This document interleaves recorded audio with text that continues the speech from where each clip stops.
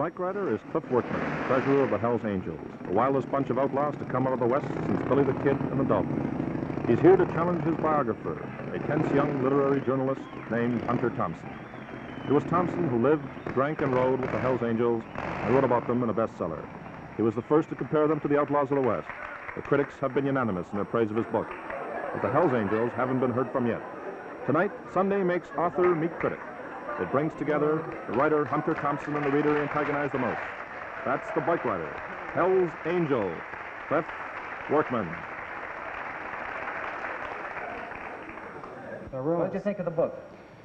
Well, I'll tell you, Al and Hunter, everybody in this room, that book is 60% cheap trash. Cliff, what is a typical Hells Angel? Typical Hells Angel could be anybody in this room, somebody that likes to ride a motorcycle. I got my own home, I got a job, I got a boat and trailer, you know, I do all things. I raise dogs, I do a little bit of everything. Now, let's face it, you're not a typical angel, and I know that, and you know that, so let's not kid ourselves on that. Why, they're no different. You think the angel sent Cliff here as an emissary, as a minister plenipotentiary with a high college degree and a yearning for bourgeois respectability?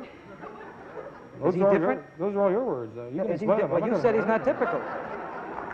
No.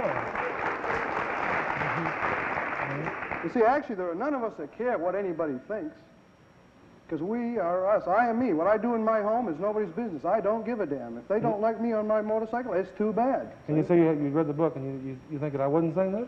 No, I know exactly what I said. I spent 2 years in the damn book. Well, I'd like to then get to the end of it then on why. Well, let's take a point of the fact you were wrong there, right? You spent a year with us. Why you got your head thumped on? All right, get to it. All right, I want to know why we didn't get the 2 kegs of beer that you promised us.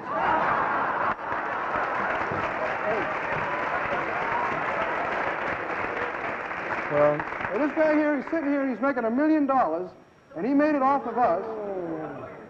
Maybe not quite that much. But if you knew what I was making on this, you're making something anyway. You wouldn't tell me that vitamin credit. We helped you make it, right? Yeah. You said. Whatever I'm making, there was nothing about money, nothing about a share in the book, nothing about anything. All we wanted was a couple kegs of beer so we could all get drunk. And a copy of the book to each of the Oakland members. Yeah, I said that. When you got your head thumped on, you wrote a letter to Ralph, and you said, "See, and I got beat up and got my head thumped on. I don't owe you guys nothing." I didn't figure I did. But now, wait a minute. No, but you didn't tell the people why you got your head thumped on. Wait a minute. Which 2 kegs of beer are you talking about? What are these? 2 kegs that you were going to give us for... We've had you in our home, we've fed you, we've given you beer. You didn't pay for nothing when you went those runs. I don't think you were in my house. A lot of angels have been in my house and drank a hell of a lot of beer. Well, sure. So I think it's fairly well And they still like you. But they don't like what you're doing. Why did they thump him? All right, this man here, you got into a man's personal argument. That's an outright lie. No, it isn't. That this afternoon, and go ahead and tell it. All right, this is my side of what happened. Okay, you weren't there, so why don't you preface it with that? This is what happened. Okay. And you say for this isn't right. Junkie George was beating his old lady. Junkie George? Junkie George? Junkie George. If you say so. Well, this is what happened. I'm serious. Junkie George was beating his old lady. I remember Junkie George's dog. Now listen to this. Junkie George's dog bit him, right? To me, this is a personal feud. If a guy wants to beat his wife and his dog bites him, that's between the 3 of them, right? Thank you. You're right. All right. Here came the peacemaker, right? He doesn't have a patch on. He isn't in the club, you know. And Junkie George is stiff. You walked right up to him and you said, "Only a punk beats his wife and dog." These were your words. Now, you said it. You said it to this man, and you backed up. You finished. And he said, "Hunter, you want some of this?" And you said no, but you got it anyways. And when he hit you, 3 or 4 others of them hit you too. Well, you got in your car and you left. That's when in your book you said you found Magoo asleep in the back of your car, so you stopped and he got out. But the next day, if you'd have had any guts after living with all of these people, you'd have come back up there, had a beer, and sat down with everybody and said, "All right, I made a mistake." Or somebody made a mistake, so what, let's have a drink. And we've never seen you since. Well, why don't you We've never seen our 2 kegs of beer, and we've never seen our book. You're finished.